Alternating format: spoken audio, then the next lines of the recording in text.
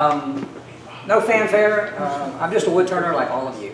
I like to start off all my demos and stuff by thanking all of you that come to this.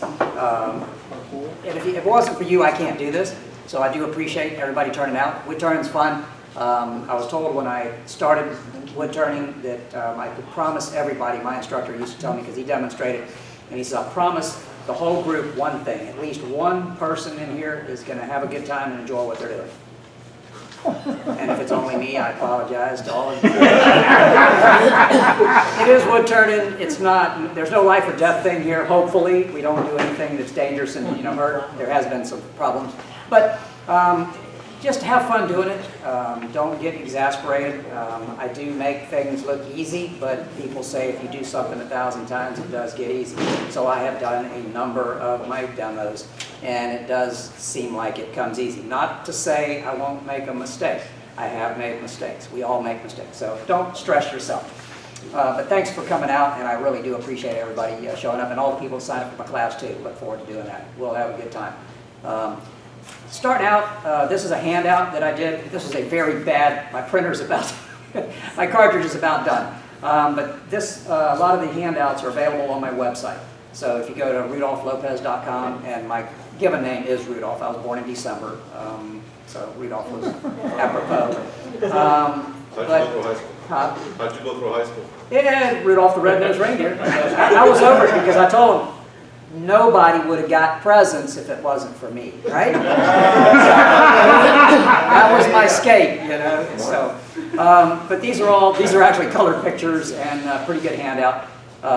There's other projects that, the project I'm doing tomorrow, I think there's one for that, my wing bowl, and if you've seen some of my other demos. But anyway, they're available on the website for download, PDFs or whatever. There's only a slight change in this, and I'll talk about it when I do this. I've kind of done one thing slightly different. It really doesn't matter that much, but the whole process is kind of on the website. So what we're going to do is just a limb. There's a lot of material around. You can drive down the road practically and pick this stuff up, or a neighbor's yard, throwing out stuff on the street. Got a couple of different pieces, and I'll show you one of the things to look for. But this was just a piece of oak that my brother-in-law trimmed, weed tree, and that he wanted along the driveway, he wanted to get rid of. So I grabbed a piece the other day, and before I came, I haven't turned a whole bunch. I've been moving from Tampa, going from Tampa a little ways to Brooksville, setting up a new shop, getting my new teaching facility going and stuff, and that was just time consuming. So I haven't really turned as much, so before I turn and come to a demo, I practice. So I'm going to try to do something to kind of warm up and make sure the wood actually is going to work like I want it to. So I had one of the other pieces of this, and I started turning a piece. We'll do something like this. This one's a little shorter. If you break the end off of this one, then you start doing a shorter. No big deal. And this is how this went. I started doing this, and it looked perfectly fine. You can just kind of look in the top. The shape was going pretty good on that. Actually, I should turn it around that way. Is that right side up? Or yeah. Mm-hmm. All right. So anyway, started doing it. Started going down the stem. There's a process of working down the stem. And as I got farther down, so it'll be like this, I got farther down here, and all of a sudden I started seeing some black. And then I went a little bit further, and I'm doing cuts like this, kind of shaping it down. And I saw this big void coming in, and I thought, well, that's not looking real good. And if you notice, yeah, so there's about most of the stem. If I'd have kept going, there was no stem in that little tree hollow. So there was no hollowness up here, but I found hollow down there. So I just thought, well, it's just a practice piece. I'm going to keep going. So I decided to make that the base. So I went ahead and cut it, and it came out kind of interesting. I'll pass it around for you guys to look at. But it's got nice voids through it. Yeah, and the shape of that is kind of neat. It's just like got a little cutout and stuff. So I cut it off, finished the bottom as I would if it was longer, and then this little stub piece was the piece that was left in the chuck, and this piece was here. So if you notice, there's the bark part. That's where I took it apart and made this one. And on the other side is the other half of that hole that was going down through the top, down into this one. So now we have one that has the same rotted part, but it's on the top, and kind of went down a void, kind of going down the side, so you have that nice little opening in the interior, which I find all this really neat. You may have thrown this away a long time ago, but I really like this stuff, something that's unusual and gnarly. Then, as I got down to the base, this whole section was hollow. So you notice right there. Okay, not saying I'm good, but that was a little difficult. But it worked. When it works, I could say, man, I was good enough to do that. If it didn't work, I wouldn't have brought this piece. I'd have just thrown it in the garbage, and you'd have seen that one and thought it was good enough, right? But I just kept at it, and I said, you know, what the heck, I'm going to give it a try. And it actually, it was done. And I'm surprised that it actually stayed together, didn't break. I have the tailstock up in here for a mild amount of support, but obviously I can't press on that because that's going to push it and snap it. So we'll talk about all of that or whatever. But pass these around. Be a little careful with them. Don't worry about breaking them because they're just what I got out of the dump. You pay credit cards, right? Yeah, yeah. They're only, those aren't that valuable. 150, 200 bucks or something. So don't worry about it. All right. So the first thing in all my handouts is evaluate the log, decide on the design. So when I started writing handouts, you know, you have a 10-step thing. They make an outline when you're writing papers or something. So I started, number one, what do you got to do? You got to figure out what you're going to do and find the wood and see if it's appropriate and decide if that's going to work. That one actually was perfect. It looked fine both ends. This is the other end of the bottom of that one. So this little thing right there was, there was a couple of these on the side of that. I didn't think anything about it. But after I saw that, now I saw this one, and if you look in the end, there's the hole. So that's a worm that got in and was boring into that just like this. So if I start making a goblet out of this, there's going to be more of that in here. So kind of know that now. So I could say, well, maybe if I put the goblet on this end, cut through the side of the goblet, this won't be in the stem and I'll have a hole through my goblet like that one. Or if I put it at the bottom, it may be in the base or the stem. If it's out of the stem, then we're okay. So when I look at the log and evaluate the design, I want to look at the pith location, and that's the first thing that's a little critical. Pith is off-center that. If I flip the log, it's still off-center, but not quite as much, but it's off-center to the same side. Can you see a difference? A little closer to this side than the other side. Flip it around, a little closer to that, more closer than that. So the pith is outside of my center line of my stem. You got to make sure that happens most of the time because that pith is always a little nothing. It's kind of a little hollow, crummy area. So that will be a weak stem if it's dead center. Other choice is to have one dead center, offset the center that you're going to turn on, and then you'll have a little eccentric going on the goblet. It'll be off-center, the cup will be not centered, the base will be off-center, and it may stand up. I mean, you know, depending on how much it is. But I try to find them that are offset like that. Be careful not to flip the log when you look at the ends, because it can go slightly diagonal through the stem or not centering, and if it's high on one end and you flip it, it's not right because you're not keeping the stem toward the same side. This is offset that direction, so when I turn it, that's the side it's still, but if I flip it, it changes the side that it's on. So don't look at it and then flip it over, rotate it. Got it? All right. I think it explains that in my handout or whatever. It's kind of, you'll figure that out. So I'm going to use this one tonight. I just brought this one along. Maybe it's not too long, but I can shorten it down if I'm going too long. I just make a shorter goblet. It's not a big thing. Or if I break the end off. One time, well, I'll tell you about this other story once I get to that point. Then, as I decide, I want to figure out what I'm going to use for the top or the bottom. Sometimes an odd shape I like for the top because my goblet will have an odd shape. One way or the other, there's not much difference either way. My pith is a little more off-center on this end. I'm going to make that the top end. There's no big major choice here, but if it had a flaw or something I wanted to keep or leave, I could make that choice. So I will center it off the pith, which should be centered to the log.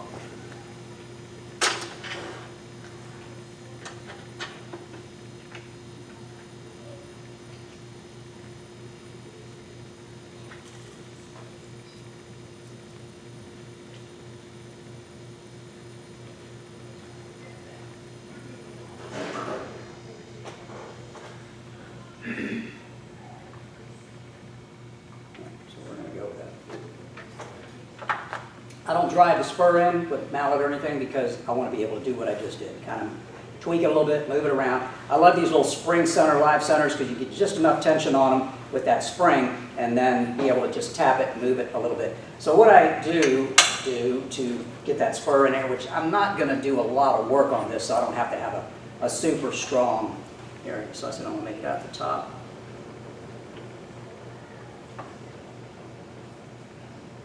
So I need to flip it around. I was outsmarting myself. So I wanted to make this the top, hits a little more off center, and I was going to make this the bottom.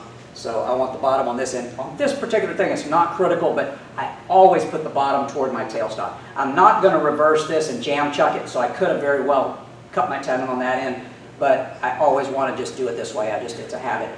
Because if most of my other pieces, most everything else, I'll flip around, jam chuck it, and if I need to jam chuck it, I need this ring with the center to put it back in the tenon. That's going to put this mark in the tenon, which if I do it the other way, I have spur marks in the tenon and a hole that's sometimes a little big and it won't center up just right. So this way I can, and really it's not going to.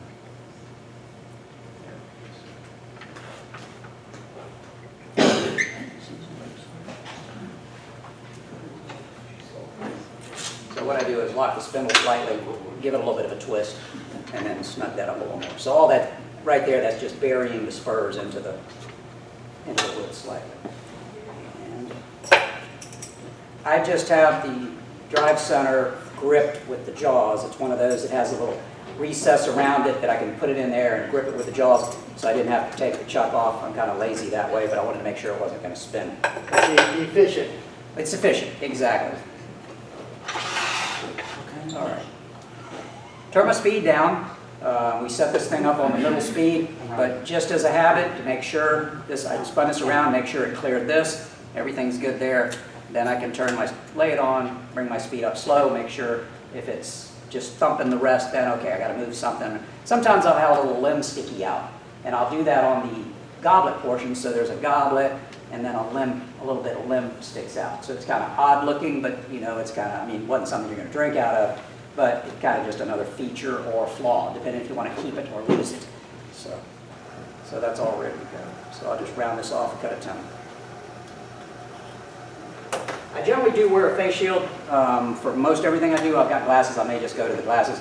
It's still, can everybody hear me okay? I'm talking loud enough, and this kind of has a good acoustic. It's not too bad in here. I do come from a Latin family, so I can talk louder if necessary, and I can talk above and beyond everybody else in the room if I need to. And I tend to talk a little fast, so I'll try to keep it at a slower speed.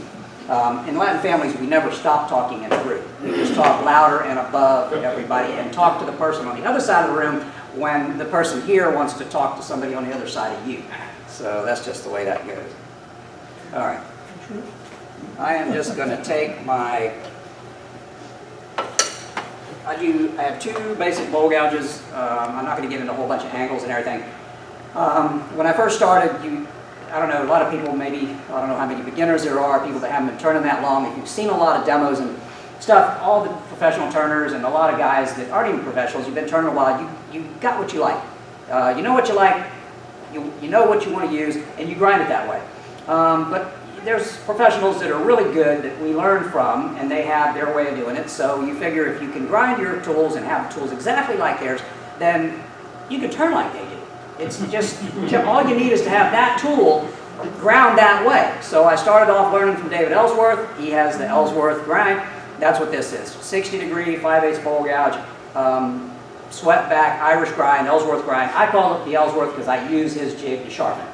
So other than that, then I met Stuart Batty. And he's, well, 40-40 grind. That's the only thing you need. You got to have that. You'll turn like this if you got that. So I got a 40-40 and I grind it, but I do it in a jig. I do use the Wolverine. I don't hand grind. I didn't want to learn that process. I could do it, but I can get you, in legal terms, as they say, substantially similar to a Stuart Batty hand ground 40-40. This is almost identical. So anyway, this is my 40 degree. This is my 60 degree. I don't have 50s or anything like that. I do have a bottom feeder of 80 degrees, but that's another story for another day. That's my workhorse. I call this the meat cleaver, and this is fillet knife. You can make a little finer cuts with this, and then you go to a spindle gouge. I don't do this. I'm going to do most of the work with a the 5/8 bowl gouge. But I'm going to cut my tenon with the 40 because that 40 is pointier and I can't go into that tenon with that. I'll refine it with a special parting tool that I have, but this will make quick work to just kind of cut through the bark. And, yeah, I like your table, man. It's a good thing you got this thing on the end. I was looking for my tool to roll off as soon as it started vibrating. That's the man. Got it. So this was cut fairly square. I'm not way out of whack. If I did, I was out of whack, I would just take a smooth pass down the bottom, but I didn't even really need to do this, but I will just smooth it off. That's going to be the bottom on the tenon, so I didn't really need to take it off. I can't make it too small because the log is already small, but I'm thinking I can get an 1/8 of an inch or maybe 5/16 of the shoulder. All right, so I've got a dovetail chuck. I'm used to making dovetail gels. This isn't a dovetail, but I'm going to straighten it out, or I might just leave it because I think I already took too much. If I make it that small, it may not fit in that. I'll just swap chucks. All right, you can use your chuck. Yeah, I'll swap. This is a parting tool that I dedicated to doing. You guys see it okay over there? All right. So you notice it's at an angle, and that angle is the same as my dovetail. That point will get right into that corner, and you can see in there, the camera's got a great shot. It's not really cornered. It's a little bit rounded. My tenon isn't going to grab in there as good as it should. It won't, it'll shove this off of the wood. So I'm going to take this and go right in that corner. And that point gets down in that corner where my hole gouge can. A spindle gouge, you could probably get in there, but this is so quick. For students and stuff, boop, they pop it right in there. They don't have to worry about the angle too much. So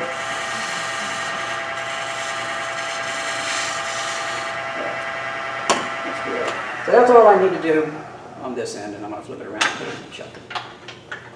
So you can actually hear you really good with the face shield going. Okay, well, good. Glad it still works. This is your chuck and your thing, so I'll just leave that in there.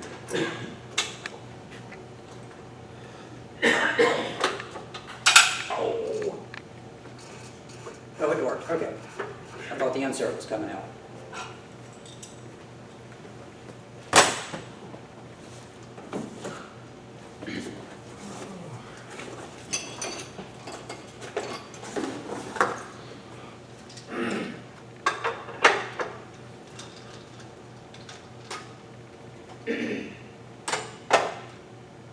And I used to say, I'm not going to get into the whole argument about dovetails better than strong hole or serrated or whatever. I used to say there's, it's a physical impossibility to dovetail. It's smaller and it's bigger, and you're trying to pull a bigger piece of wood out of a smaller hole, and it's almost impossible. It's not impossible.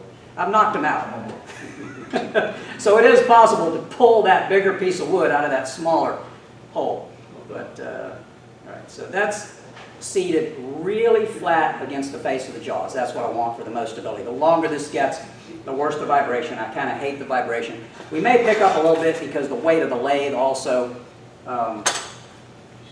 maybe sets up a little vibration. So that lined up really good. It went right into the hole that I had from the spur. So what I like to do is not tighten this down completely yet, but push on this, because that holds it better than I can. But I made sure when I pushed in, it didn't tweak it out, and it did. Everything was centered from where I was holding it, and now I'll just kind of spin this around, tighten that up, so that can press it way tighter than I can press it. Then I'll tighten the holes, and I tighten the first one a little. I don't give the first one full on. It's just a little on that one, a little on the next one, go to the third, go 4, go 5.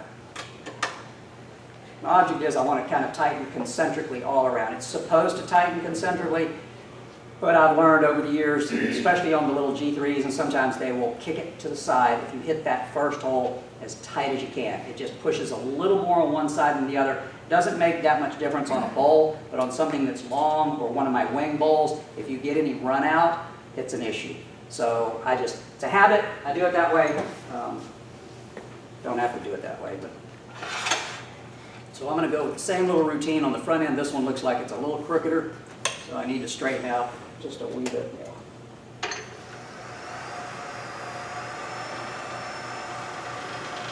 Same idea. Does anybody ever have a problem when they come into an end like that and the tool skates out? Yeah.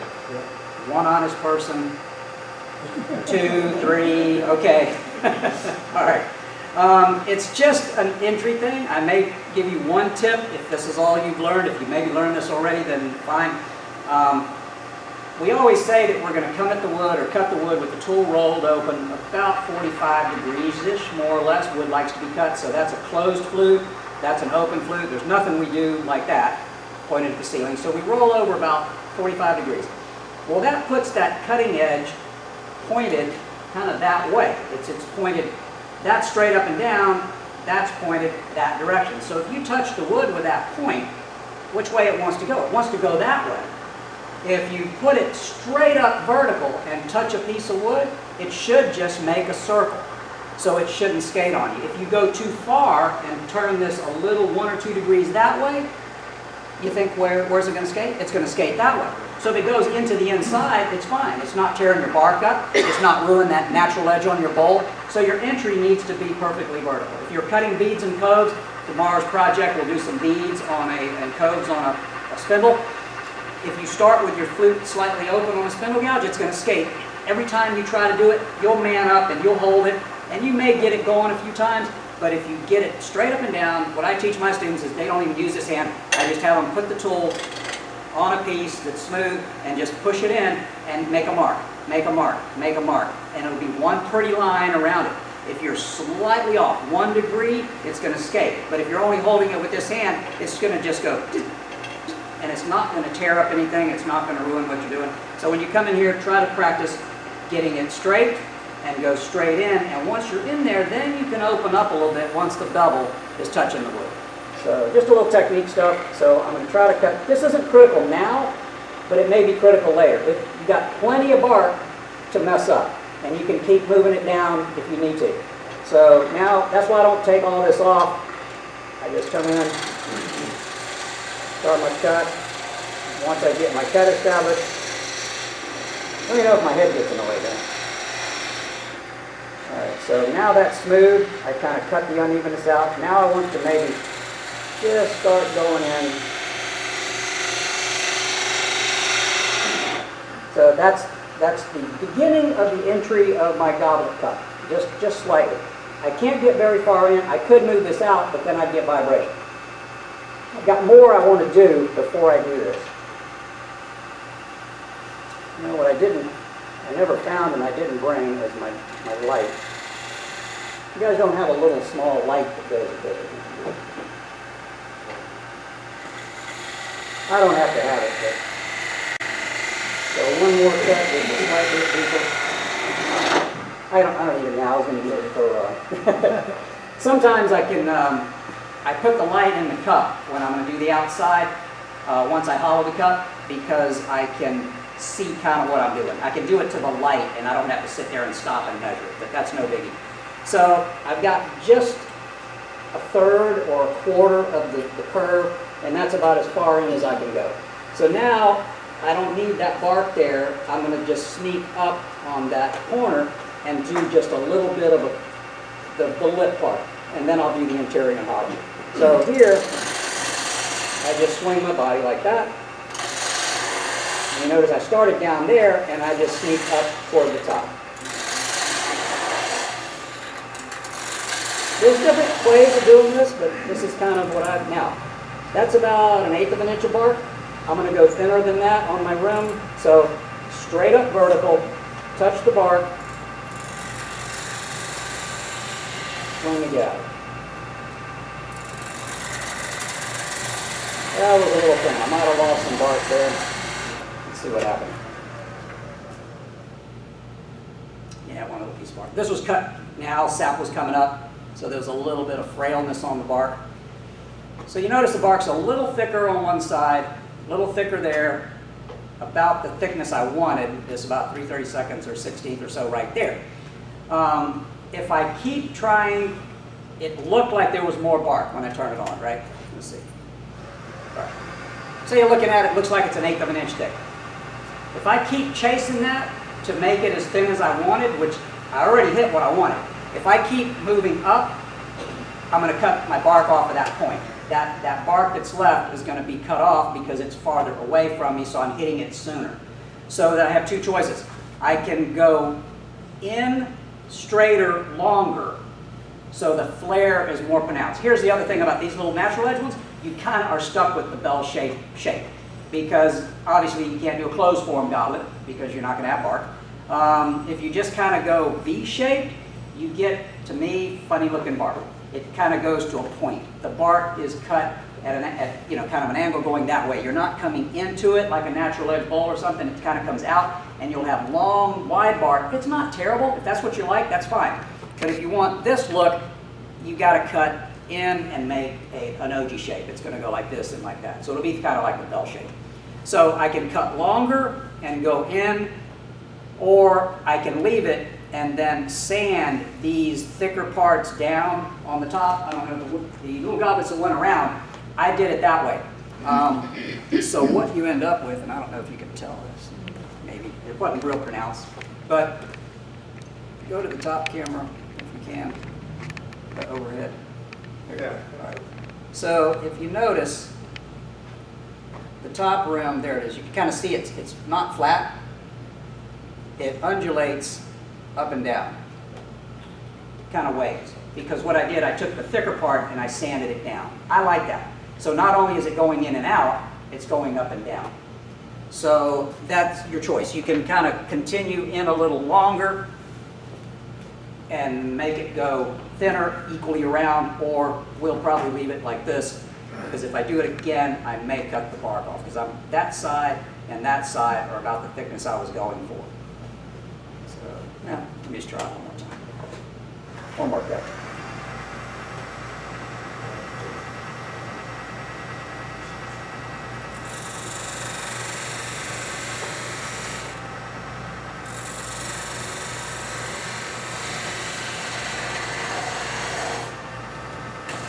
This just kind of, I can just get some of that out of the way. But that gives me the beginning of my shape, and that's the, say, a third of the goblet. Right, so I don't know if you guys can tell, but that is thinner than it was. It was a little fatter there. I went in a little longer before I made my curve, and this side's almost equal, and that side is not as wide as it was. So that's how that goes.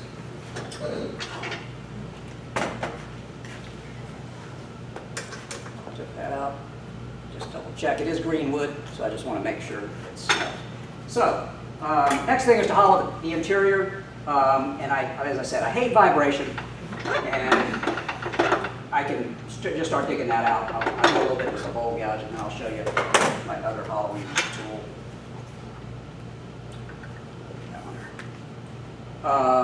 Do you guys do boxes in grain? Okay, this is in grain. Grain's running this way.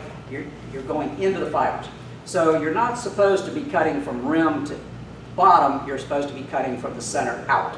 That's the most efficient way because of the way the fibers are like this. It's better to lay them down against the side, pulling them out, than trying to cut into them like that. We're kind of cutting them at an angle. The only time you're going to hit straight fibers, and on an OG shape, you really should never hit straight fibers because you have a curve going into a curve.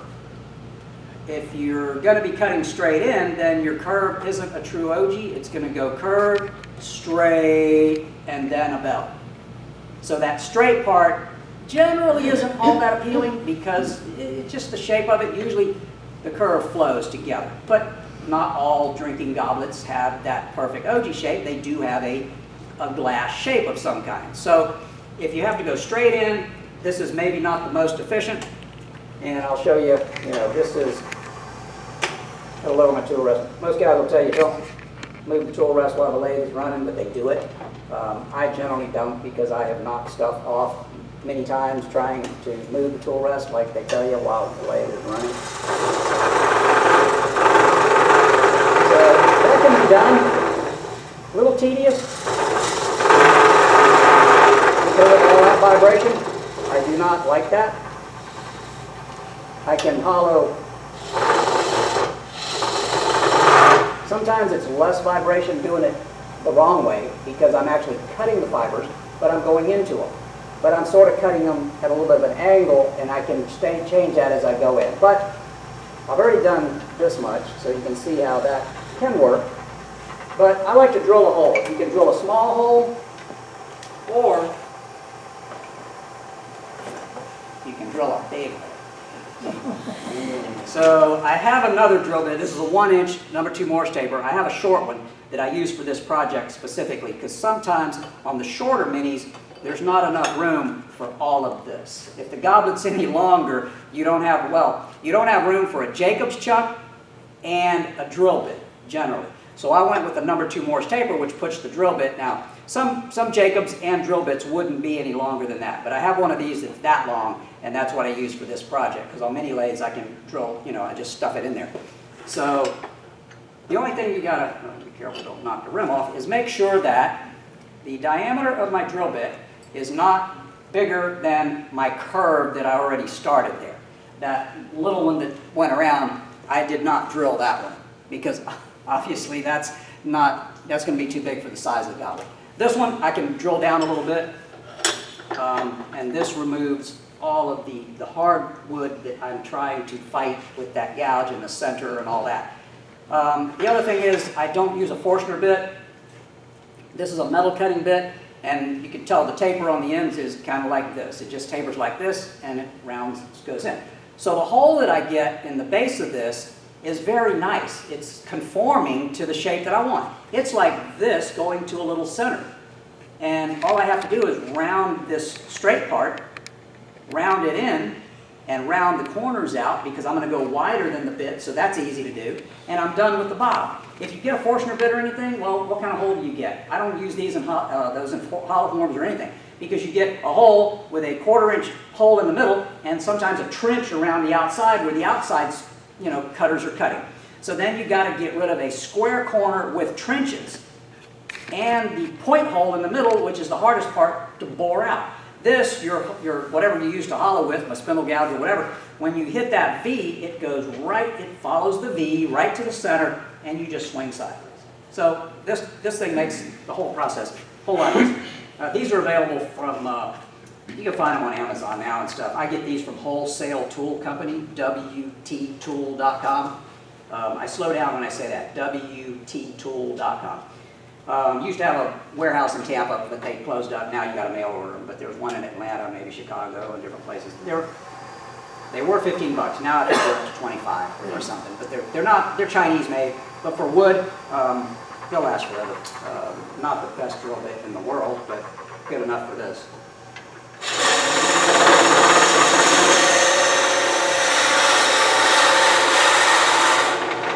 So I decide, maybe it will be.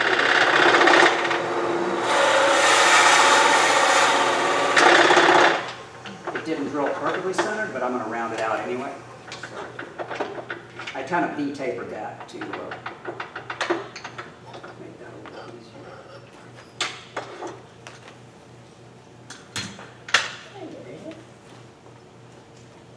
Oh, one more thing. If anybody has bits or any kind of bit you're using, have you ever got one stuck in the wood? All right, you ask people tonight. Good. One time. You know how to get them out? There's a lot of ways. I had a student get one of these stuck pretty much all the way down in a form at Campbell, just not clearing it out, and all of a sudden I hear the and it's seized up, and then he backs it out, and this comes right out of the thing. So, sitting there with this bit sticking out of it, and he says, "What do I do with this?" And I said, "You got $20?" He goes, "Yeah." I said, "Give me $20. I'll show you how to deal with it." So he gives me $20, and I'm like, "Thanks, I'll be right back. I'm going to the office. I'm going to order another bit. That one's yours." And he's like, "Seriously?" So I did. I went to the office. I said, "Order me 2 of these, and they'll be here in a couple of days because I've lost one." So we went to lunch, and it's sitting there on the floor, the piece of wood with this thing sticking out when we came back from lunch. And I looked at it, and I'm like, "Yeah, man." So I took it, stuffed it in the headstock, brought the tailstock up, and started turning the wood away. And just, from Here, I just turned about this much off. See if I can get it off. I turned a little more. You don't have to go to the bit. You just get down close to it. And, you know, you got a little bit of wood there. You just break that little piece of 1/16 of an inch wood off. And then sooner or later, I got about that much out. And then it started wiggling, came right out. So normally you're going to sacrifice one or the other. Might as well just sacrifice a little bit of the green wood that you're using, you know, and whatever. So you didn't waste the whole piece, and it was nothing but a piece of maple. But anyway, that's one little thing. The other thing I was going to say, there's a stuff, you guys familiar with Woodturner's Wonders? Yes. I'll try to go quick. He sells some stuff called Slick Stick Slick stick. to put on the wheel, your CBN wheel. The best. He will sell out of it at a symposium if I tell the guys this. Smear that stuff on your drill bits, and they won't squeak, they won't squeal, they hardly get stuck. That's what I got. This thing, it's like slick. And that stuff is fantastic. And it's only like, Slick stick. Slick Stick. It's like a deodorant stick that got sticky silicone-y stuff or whatever. It's really works well. Should be some out of Ron. He also mentions tools. What's that? He also mentioned Yeah. that you put on your tools. So Yep. it's not going to mess up. Stuff's great, man. Stuff is great. All right, so my wall thickness about 1/8 of an inch maybe here. I've got a shoulder here and that little V shape in the bottom. So I'm going to start by rounding that shoulder off. You can do it with a bowl gouge. You can do it with a scraper, easy wood tool. In grain, a lot of people use a little 1/2 inch scraper or something to do that. That's what scrapers are good for, is in grain hollowing and stuff. Spindle gouge, a little safer. Bowl gouge, more aggressive. You got to close the flute a lot, but it's more efficient. I had turned the speed down to about 400 to 5 for the drilling process.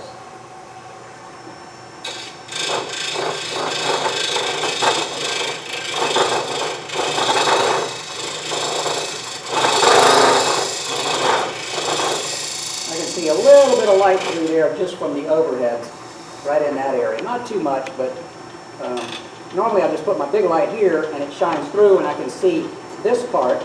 And then, all right, so there I had closed it too much. It skated up just a little, but it still didn't catch the rim. So I think I've rounded that.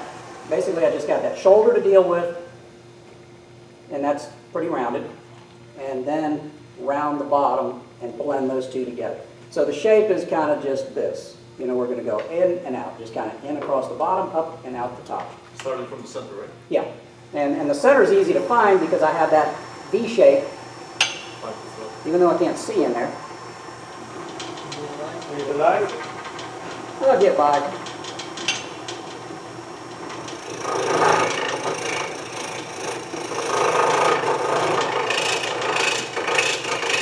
So I'm kind of getting a low vibration because that's the hole didn't drill just right. So I really stabilize the tool and let the wood hit it, interrupt it until it smooths it out. If I keep pressing really hard, it's just going to keep bouncing on the wood. So I'm trying to just... So here is smooth. Right there I've got almost, there's a little bit of bounce.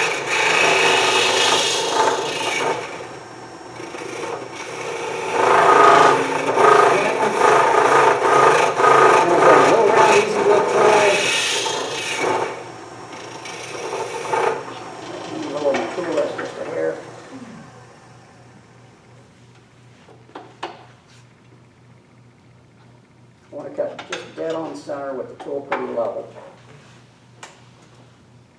Just about got it.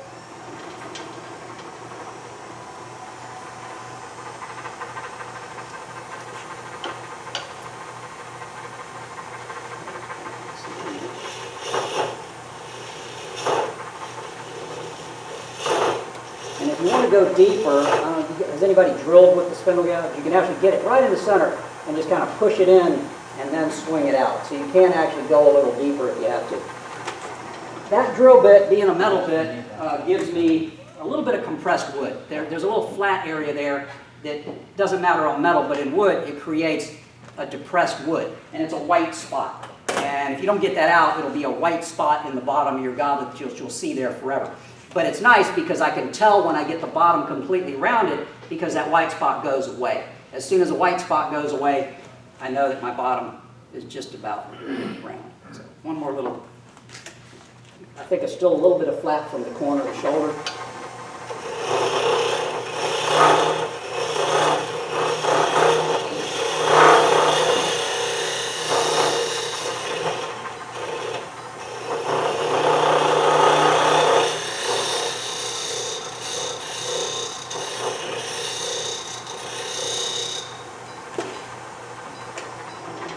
Some people will stick their finger in there while it's spinning. I don't. I really try not to do that. All right. One more try. It's just about there.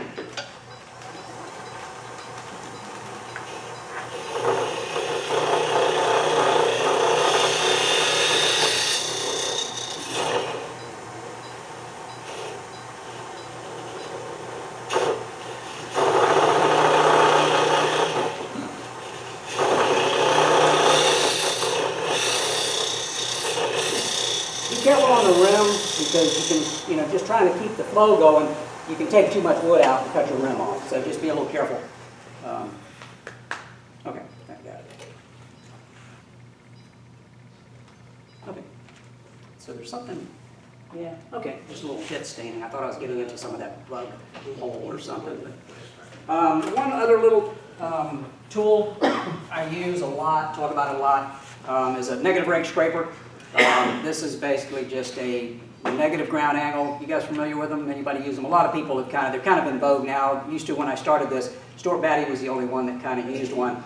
It's got, this one's been ground kind of for my little goblets or small boxes or something. This will fit right down in there. And if I have something on the edge or someplace that I want to, this sometimes is a little bit easier to deal with in the middle than the spindle gouge. It doesn't drill. So if you just have a little thing in the bottom of this or a base or something, and then I can do the side if I need to clean the side up with the side of the blade. All right, so that guy's done. All right. So my interior is shaped like this, so down to the taper and under. You can see the shape. That's a little bit V-tapered, but it goes in and out. So it's not bulging out anywhere. So if I take this wood, the waste wood, and go straight back with it, I should be fine, not cutting through the side of my piece. Then I just have to find where the bottom is and make my rollover. Here, this is a bead. Everything you do is a bead and a cove. This is a cove, and then it'll go to a bead, and that'll be the bottom of it. But you just don't want to make this curve on the outside too soon, or you'll cut the rim off, which I was saying. Or you don't want to go over with the bead too soon because you'll cut the bottom off. You'll have half the cut going away. So, oops.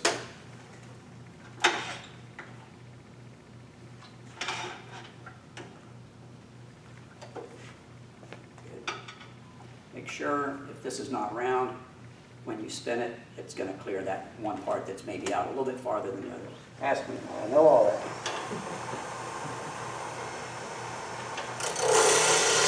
So what I'm saying, this in the instructions is I'm talking about taking clearing cuts from left to right, downhill, because this is a spindle thing, so you want to be cutting that direction. I was cutting this way downhill on my cove until the bottom of the cove. And then I stopped. You saw that wood piling up there at the bottom. I can't keep cutting into the end grain because it's not efficient. So here,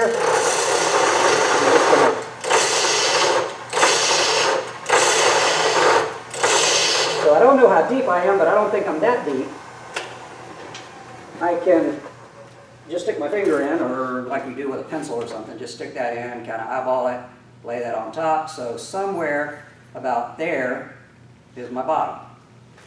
So I'm going to give you a little more space because I don't have quite enough room to make my bead yet.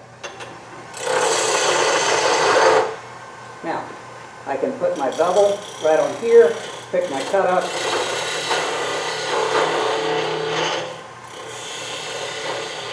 and just peel.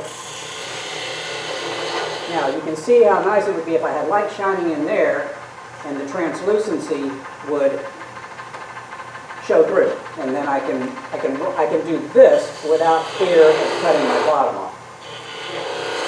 But right You want the now, light, Rudy? yeah, You want a light? yeah, throw it in there and see if they can see what's going on. I'm going to measure again in a minute.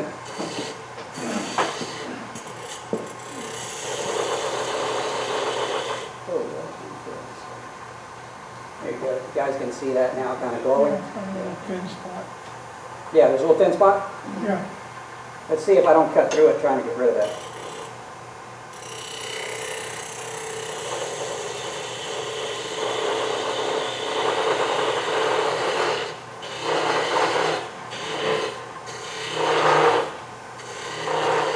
One thing about end grain is that's good.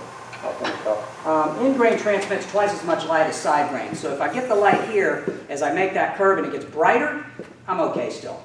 But I can still just do a quick measurement and get a little bit more precise. And I get to show you my really tricky tools. This is as high tech as I get. This is a laser guided bottom finder. I use this for all of my bottom finding bowls or whatever. So it's a little laser pointer here. It points to that. So when I touch the button, I got to just put this on something so that I can see where it's at.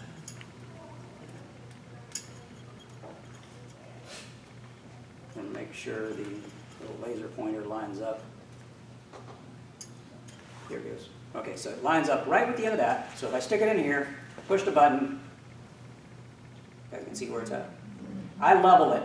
So I got a little level on top. So I hold it in the middle, run the level. So right there where that little ridge is, that's my bottom. So I did kind of judge pretty good on where my curve is. So let's move forward and see if I can not take this out. So I'm going to give myself a little bit more space.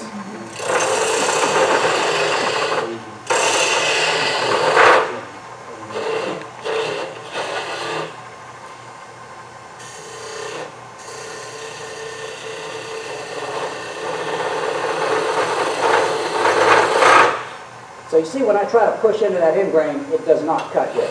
So I have to keep clearing the wood out below where I want to go, narrow it down, and then just start rolling the bead.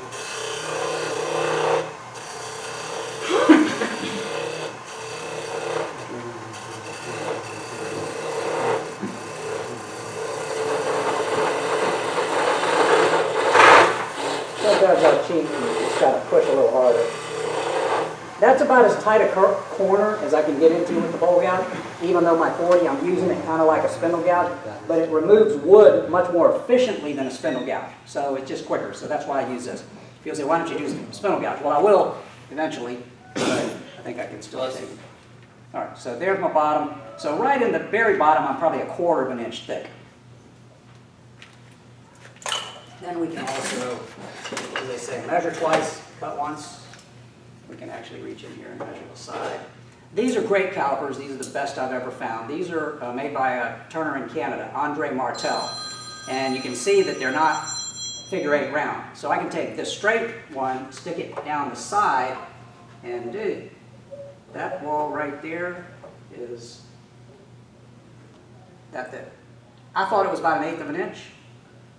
That apparently is almost a little thinner than an 1/8. So one more cut might have been too much on the side. So, but down here, that's about 1/4, so that's what I was thinking. So I can move my base up a little bit more if I want to. So I'm going to do that with my spindle gouge, because I can't get the bowl gouge in. And I ground my spindle gouge at 40 degrees, just like my bowl gouge. So I can do most everything I need with it, and it handles about the same. My approach angle is almost the same. I don't get it's not grabby. I do have one more acute than that, but when I put it on the wood, it acts about the same.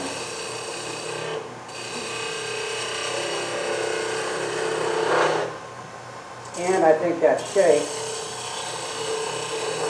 looks a little better.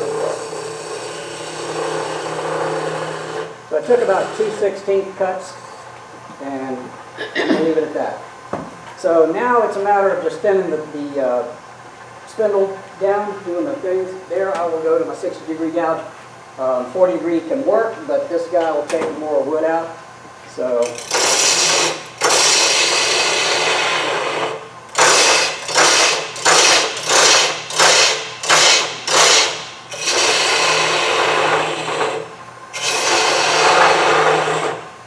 lower tool rest just a hair. This gouge is bigger, so I need to drop the rest just a little bit to get on the center line.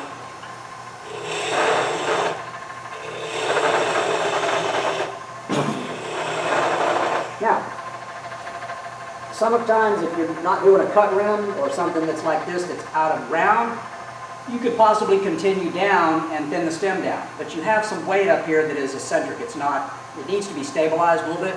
So I will bring the tailstock back up, and before I go too much thinner, and stabilize this. But you see, that's not really moving all that much. Let's see if I see the pith. Yeah, the pith is right there and right there, those two dark spots. So I'm cutting through the pith and I'm getting into solid wood, so that isn't going through the center of my stem. So now you can see where that is. It's just a little off center from the center. So, all right. There's a couple of ways to do this. In my handout, I started using a little styrofoam ball.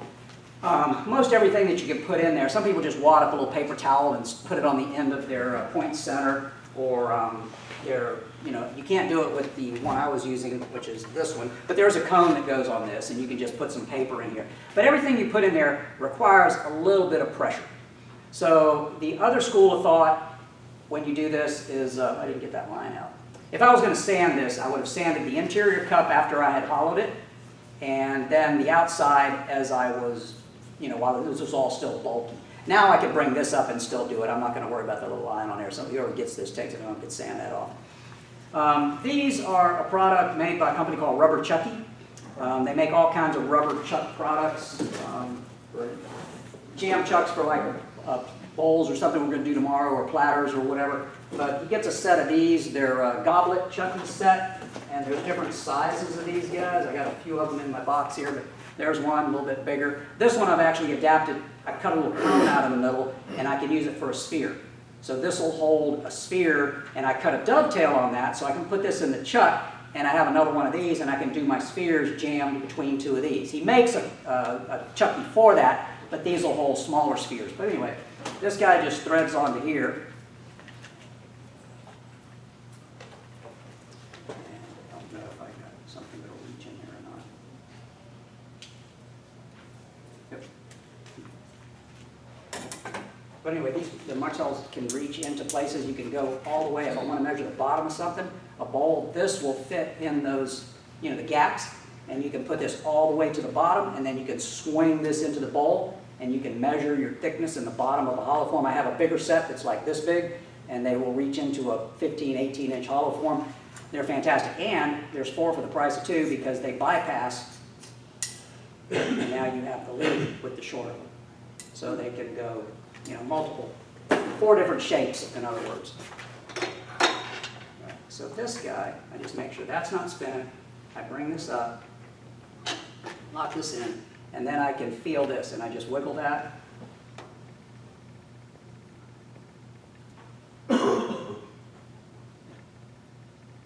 Right there is just a slight bit of rubber pressure. It won't spin, it won't slip. I don't want it to start slipping, because when this gets long, if it starts slipping, it'll and twist your goblet apart. So just enough to do that, and then I lock my spindle so this can't move. Yeah, so it moved just a hair, but it's snug. The other alternative is take your cone, put the cone in there with one layer of paper towel so it doesn't rub on this, and then tape the cone to the goblet. Then if you tape it good enough, and I'll put some of that shrink wrap on it, I can back this out with tension. So then I can put tension on the stem, and you just need something to keep it from whipping. And I'll show you what else I use to keep that from whipping once it starts, if it is going to do that. So what you're saying is you don't have to push it in? No, you can tension it, Yeah. anything to pull something so that stem doesn't start warping and whipping. Okay. So tension will work just as good as compression. Better, because compression you don't want to push on it because it'll cause it to blow. Right. But I have another little thing that I can use.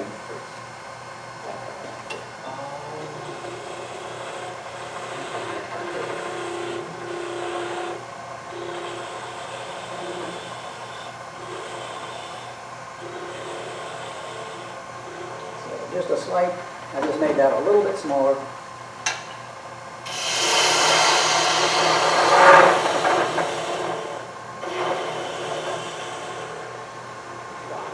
So now you just have to decide how thin you're going to go. This is a little bit heavier goblet than we had on that other piece. So what I'm doing is I'm going downhill cuts. I've taken a lot of wood, I've eaten up a lot of bark with this side of the gouge because I'm going down that way. I could keep, you saw me, I could keep going there and thinning that, but this side is duller quite a bit. This side I haven't used for anything. So I go downhill with that using the edge that I've been wearing down. Then I have a sharp edge. I can come back and just peel the final cuts going that way with a sharp edge. I can just about do a whole thing because that edge is not hardly cutting any wood. Now, eventually it may get too bulk, just too worn out to continue cutting there, but all in all, once this is going, I'll try to run through this a little quicker. So when I cut heavy, yeah, I get a little more vibration. If I get it just right,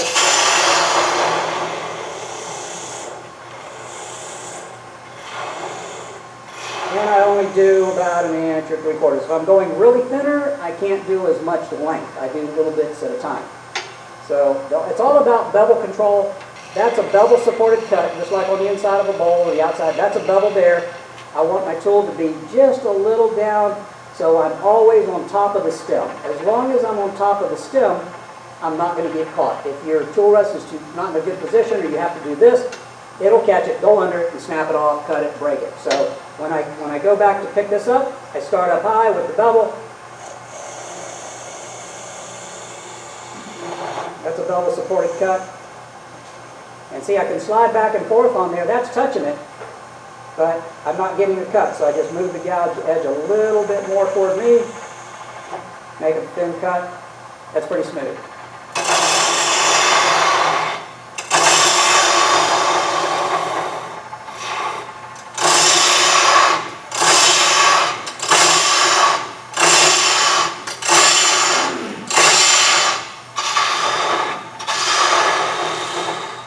I can put good pressure on this because I've got massive support. I can't go back up there. Once it starts getting thin, I got to just finish out what I'm doing.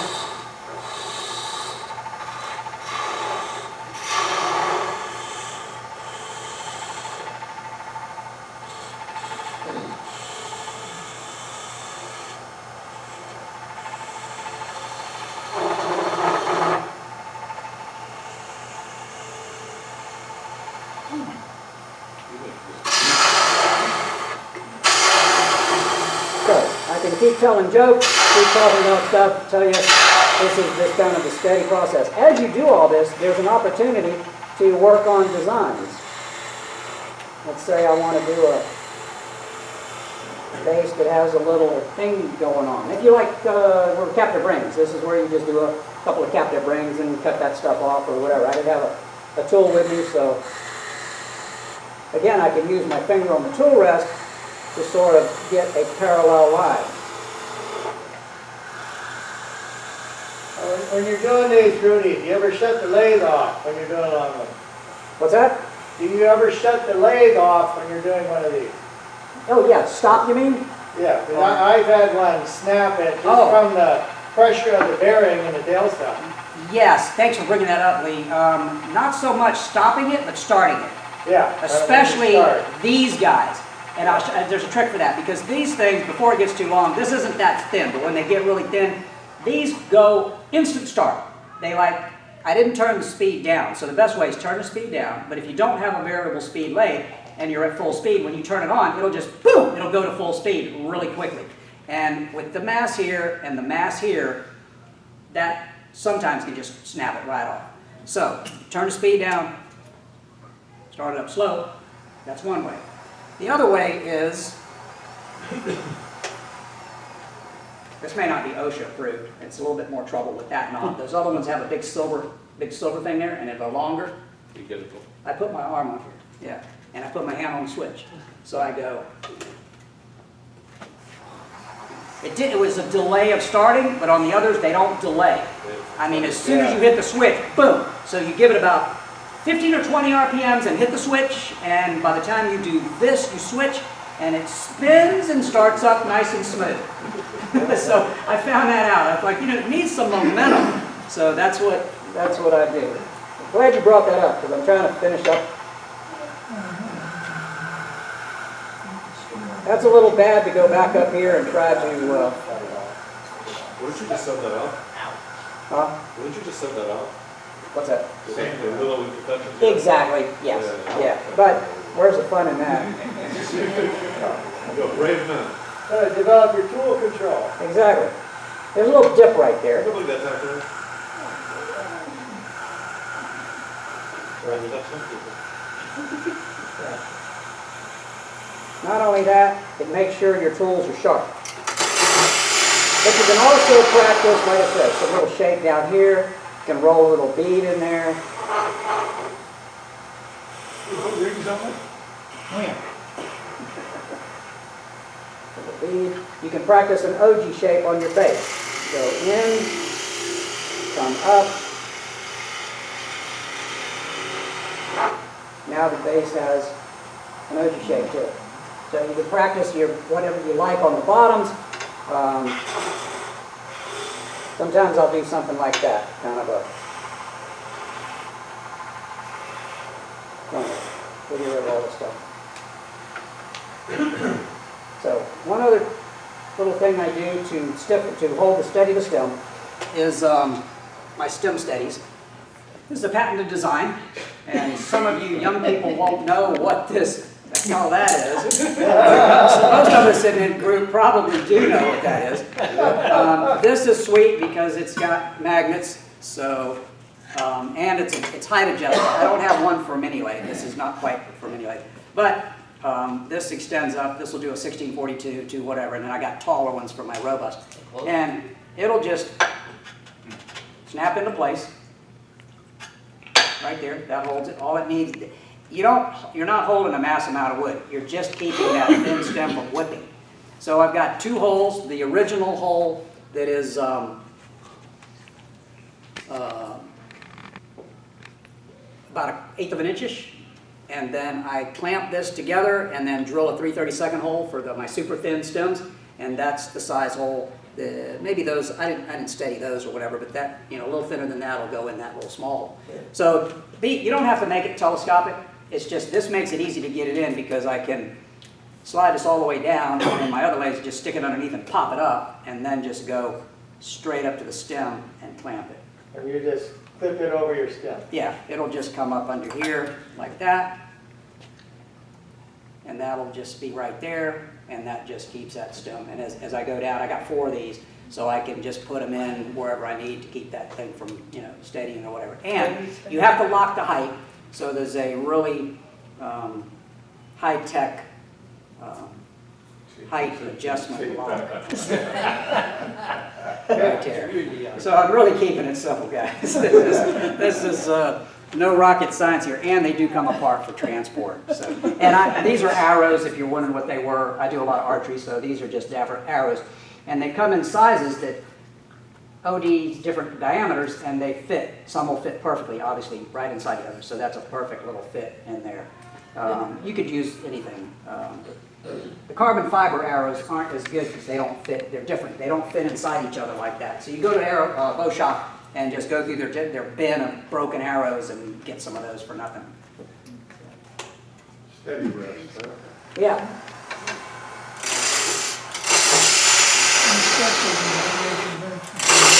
How are you doing on time? Do I get time to finish off more of this? I'll go ahead and use all the wood I have.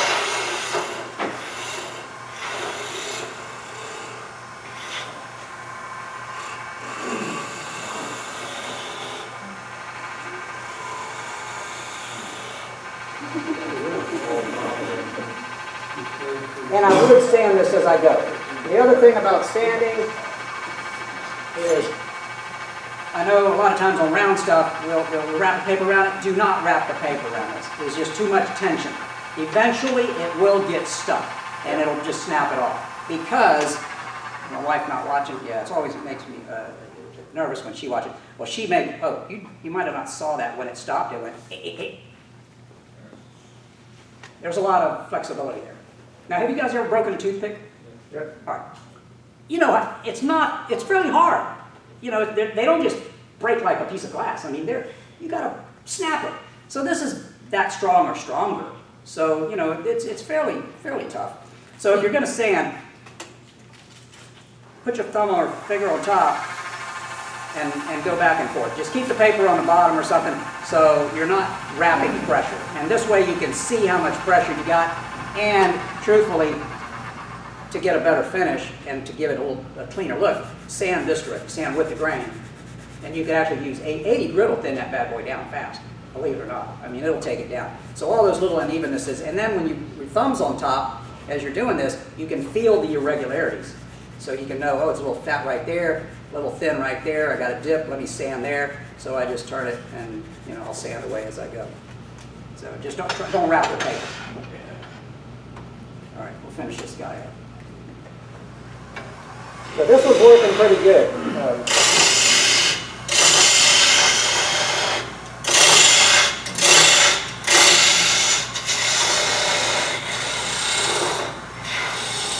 This is getting dull. I'm having to push this tool a little harder. That's what you guys can't see in the demo. You can't tell how hard I'm pushing. Until you're in hands-on and you feel, oh, this is getting harder, and I hand you a sharp gouge, and all of a sudden, whoo, it takes off. I did that in the demo, one of my first demos of this project. I was working up here, and it was getting a little dull, so Al Hockenberry was helping me, and he says, here, try a new gouge. And I'm telling you, when I did that cut, it flew down there so fast, I slammed the wing right into the bottom of my goblet and just destroyed it. And he goes, man, you shouldn't push that hard. He's standing right here with the fairgrounds at the wood show, and I was doing a demo, and he was saying, here, Ron, I think you're getting dull. The gouge is getting dull. Thanks, Al. So stuff does happen. One time I did this when I was starting out, and I forgot to bring the tailstock up for support. And I got carried away. I was talking, I was thinning down, and I got about ½ an inch thinned, that thin or thinner. And all of a sudden, I looked over here, and my rubber chucky was sitting over here. And I'm like, oh. And about the time I thought about it, I reached for the stop switch, that goblet top went, whoop, and just snapped off. Went to the back of the room. And one of the guys is there like a baseball. Poof, caught it. And he says, Rudy, why didn't you bring the tailstock up for support like you were talking about? I'm like, because I wanted you guys to see what was going to happen if I forgot to do it. And I never forgot again, man. I never forgot again. So I just did it for you guys. That's a great way to handle it. Yeah, it was great because it was spectacular. It went all the way to the back of the room. Sometimes on the bottom here, I'll put a little, I'll start getting a little bit bigger just to add a little bit of mass to the bottom.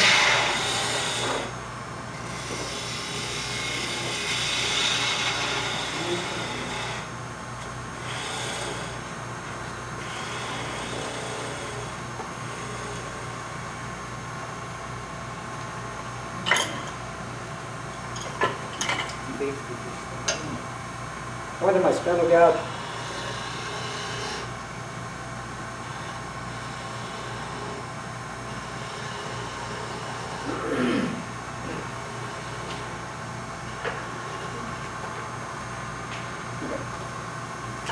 So now we'll finish the base off. You can't just part it off straight off. If you leave mass thickness in here, it's going to split on you. Now they tell you can't do anything that you leave the pith in and whatnot. This hopefully was thin enough in the bottom. It maybe wasn't as thin there as I would have wanted. I need to be equal thickness. I think I'm a little thinner on the sides than I am in my base. I could have went up a little more, but I didn't want to keep measuring. I didn't have my light. So I want to get the base and all this as thin as possible. And then I want to thin that out. So obviously I can't turn this around and jam chuck it to undercut it. So I'll undercut it with the parting tool. So first of all, I want to see that I'm not going to tear bark off if I want to keep my bark around there.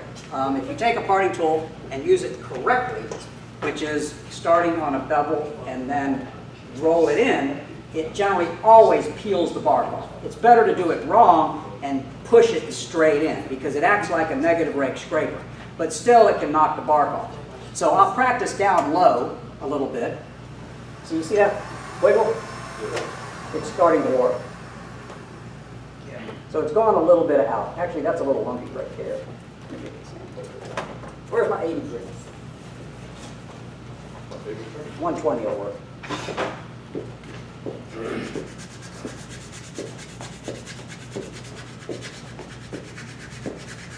So there's the pit right there. And a little bit of stain.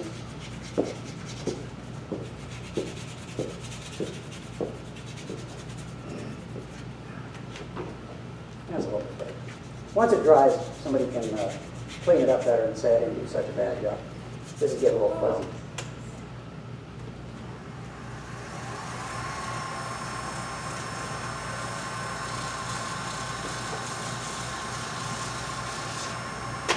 All right. So, parting tool. Lift up.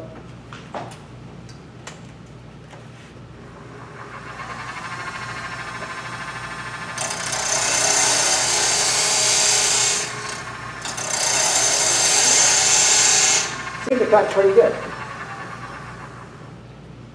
All right. So you're just processing not to take I'm blood? practicing to see if I can cut it all the way to where I want with the parting tool. Otherwise, I'll use my spindle gouge.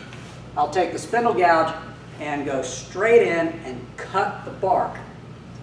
And I'm cutting it. I'm not scraping it off. So technique-wise, I'm going to practice down here.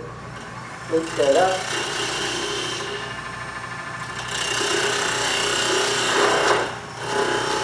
Straight up. I thought it might, I probably would have been maybe better with the parting tool. Yeah, it was kind of weak. Once it depends on how thin you go. Yeah, that stuff's like popping off really. This time of year when it saps up in the trees, I'm surprised that stayed on, but that's all kind of nice. All right, so now I don't have to worry about it. A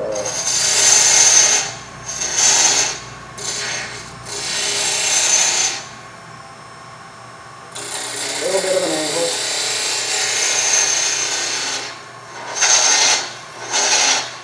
I could have left myself a little more space down here.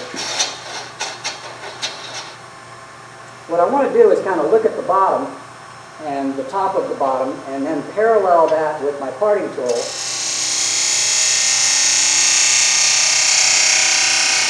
So I'm sort of going at that same angle so I get my thickness of my bottom about the same, consistent from rim to interior, and I basically hollow out that stuff in the bottom.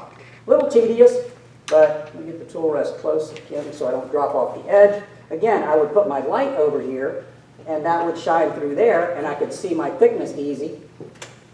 So, Need the but light? I can probably gauge it, probably. Famous last words. So does camera see it? Okay, yeah, camera's sort of seeing there. So I'm just getting rid of some bulky wood in there, making myself room so I can keep taking the parting tool over.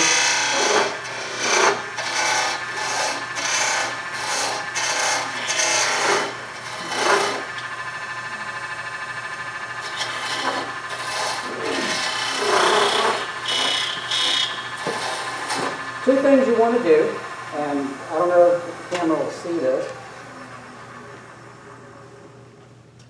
I have to go, I don't want to go straight in vertical with this. I lean the parting tool back a little bit to make sure I do not catch that top edge on the wood as it's coming around. So if I want the top edge to hit that, it can flip this over or it can just break that off, just like the bark went away. It could just push that and then break this thing because this is flexible. You get a little flex in there.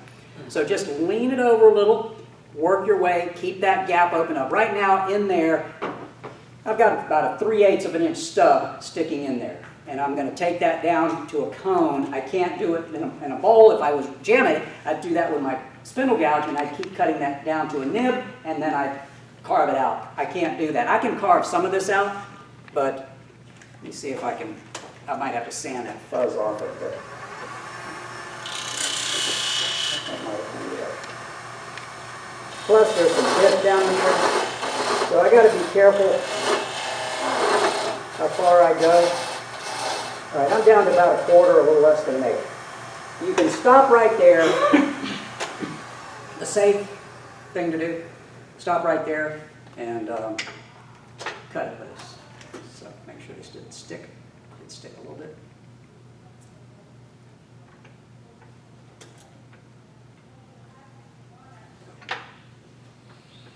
Sometimes it'll What work. did you say they were called? Rubber Chucky? Rubber Chucky, rubberchucky.com. A lot of products. Don Doyle used to be in our club. Yeah, rubber Chucky. And he started manufacturing them and stuff years ago. Myself, Ron Browning, Al Hockenberry, we were kind of prototypers. So a lot of the ones I have are ugly because they were originals. But he's come up with a lot of different products. I wouldn't want to break it off, but in my handout, number 10, I think the last thing in there is extra credit. So here's the extra credit part if you want to do it. Again, remember it was just a piece of limb that had no value whatsoever. So if it goes sideways at this point, not a big deal. All right, put the longer rest in because I need a steady rest. You've got to get this out of the way if you're going to do this next step. You can use this spindle parting tool, but I like this one. This is a Robert Sorby. They're a little hard to find sometimes, but it's called 2 millimeter. It's a 1/16 of an inch fluted parting tool. It actually has flutes down this so that there's really sharp points on this end. It's like a gouge. It's like it's got a little scoop to it. I don't know if the thing will show up or not. Yeah, you can barely see. Barely see that it's kind of the flute. That's all the flute I have left on the top. When you first buy them, the flute is long down the top. As you grind the one side, then that just gets shorter and shorter and shorter. So now I turn it over and use it this way because I don't want the cutting part above center of the thing. So I turn it this way and I only grind this side. So it's about seeing its usefulness. All right, so turn the speed down. First thing, Mary before it, turn the speed down. Then, and again, this may not be OSHA approved, no long sleeve shirts, no hair. Reach around over here, and I steady my fingers. I'm going to take this off because it's getting in the way of camera. So this is going to be on my steady. Turn the speed, turn it on. That's enough speed to cut. Hold the parting tool like it's an extension of your hand. Cup it in like this. Tuck it into your arm, it becomes, very steady. If you're like this, you have no control. So Al Hockenberry taught me this year. Grab it like that, go in here, and don't think about it. You know what they say. Yeah, don't think about it. Don't think about it, just do it. Just go into that center and part it off. All right.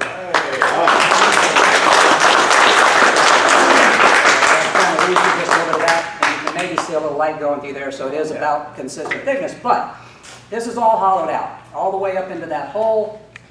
This now can shrink on itself. It can shrink, it'll cup, and that's fine. If that wood was in there, I guarantee you, by the time you guys took this home, it would probably split down the side of that, because you cannot have it 1/8 of an inch on the edge, 3/4 of an inch thickness in the middle, because that wood wants to shrink. It can't, so it's going to pop. That's why logs pop. So this, if you hollow that out, it'll shrink. It'll warp a little, so you'd have to put it on a piece of sandpaper, sand it down when it dries, because it won't dry concentrically. This bottom might crack in there.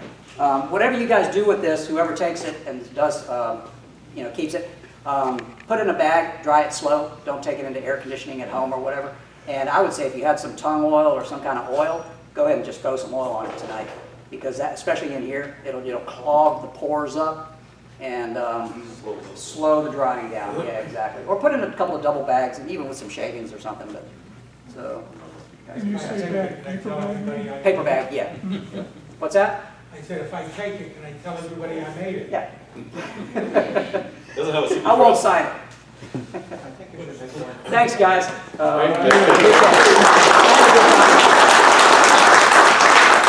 Nothing bad happens, so. And then, like right now, this one looks like it's curved that way a little bit. I'll grab this. Camera showing? Yeah. All right. And depending on how much stress, if it's too much stress in one area, I'll spread that out. And if I'm going to want an S, I'll put one here, one here, one here. And I'll accentuate the pull that it has. And then I will leave it like that until mañana. And it will generally dry in a bit. 15-2, 15-4, like a cribbage board. Yeah, there you go. go. So, yeah. It's all, I got different size rubber bands, because sometimes I like, will it make it to that hole without breaking it? Yeah, that one's fairly strong, so I did get to that hole. So. Rubber bands and clothespins, that's all it takes. It all comes down to that. See, that's already kind of staying like that. It kind of wanted to go that way. It was already starting to move, so. And it's off the pith. The pith was on this side, so it has a little bit of tension that way. My niece, I did one really thin, really long, and she came over and I showed it to her, and she's like, as soon as I handed it to her, she just grabbed it. And how do you grab it? You grab it like that. You grab it between your fingers. And she just grabbed it just like that and snapped it. Wow. And it was about that long, about 3/30 seconds of an inch thick, just tick. I heard it tick, and she didn't let go of it. She held it. And then she's like, you remember when Kristen did that, Sharon? Yeah, and she's holding it, it's like that. And I'm like, did that break? She's like, no. I said, it doesn't matter. And she like handed it to me in 2 pieces. Well, I used to build models and stuff, so in a little while I put some super glue on it, I glued it back together. And over the years, I had broken it like 5 times. And it got like 2 inches shorter. Because every time a piece would break, the little piece I may not find, and it was all janky, you know, but I kept putting it together until TSA totally did it. I had it in a tube, and I had to check a bag, and they must have looked for it, stomped on the cardboard tube. It's a packing tube. And the tube was totally smashed in my luggage. And the cup, everything was just in pieces. I picked up the thing when I got home and I could shake it. So anyway, that one's dead. But this one's not so fragile. Sorry, I didn't mean to take this one. All right, I'm done now. All right.